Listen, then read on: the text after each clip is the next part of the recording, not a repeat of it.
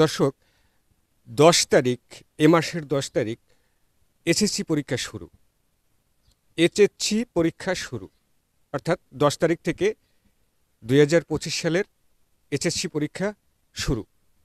অথচ গতকাল রাতে এই এসএসসি পরীক্ষার্থীরা একটি সংবাদ বিজ্ঞপ্তি পাঠিয়েছিলেন এবং সেই সংবাদ বিজ্ঞপ্তিতে বলা হয়েছে তারা আজকে কেন্দ্রীয় শহীদ মিনারে জড়ো হয়ে অসহযোগ আন্দোলনের কথা বলা হয়েছিল এবং সকাল ১০টা থেকে বিকাল ৫টা পর্যন্ত তারা এই কর্মসূচি চালানোর কথা ছিল।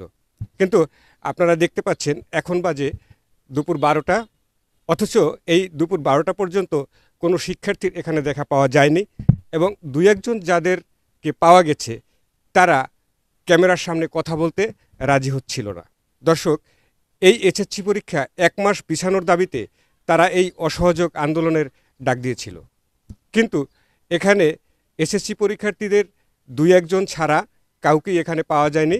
যাদেরকে জিজ্ঞাসা করা হয়েছিল যে আপনাদের আন্দোলনকারীর যারা আছেন তাদের সমর্থকরা এখানে কেন নেই, আপনারা দেখতে পাচ্ছেন কেন নেই, তাদেরকে জিজ্ঞাসা করা হলে তারা বলছিল যে অপেক্ষা করুন, তারা আসবে। কিন্তু এখন বাজে ১২টা, এই ১২টার সময়ও এখন পর্যন্ত কাউকে দেখা পাওয়া যায়নি এবং আপনারা দেখতে পাচ্ছেন দুই একজন যারা আছে তারা কেউই ক্যামেরার সামনে কথা বলতে চাচ্ছে না, বরঞ্চ তারা পালিয়ে যাচ্ছে বিভিন্ন অজুহাতে। আমার পিছনে দেখতে পাচ্ছেন এই পুরো কেন্দ্রীয় শহীদ মিনারটি পুরোটাই ফাঁকা। এখানে আসলে কেউই নেই, যারা আছে দু চারজন, তারা কেউই ক্যামেরার সামনে আসতে চাচ্ছে না এবং কথাও বলতে চাচ্ছে না।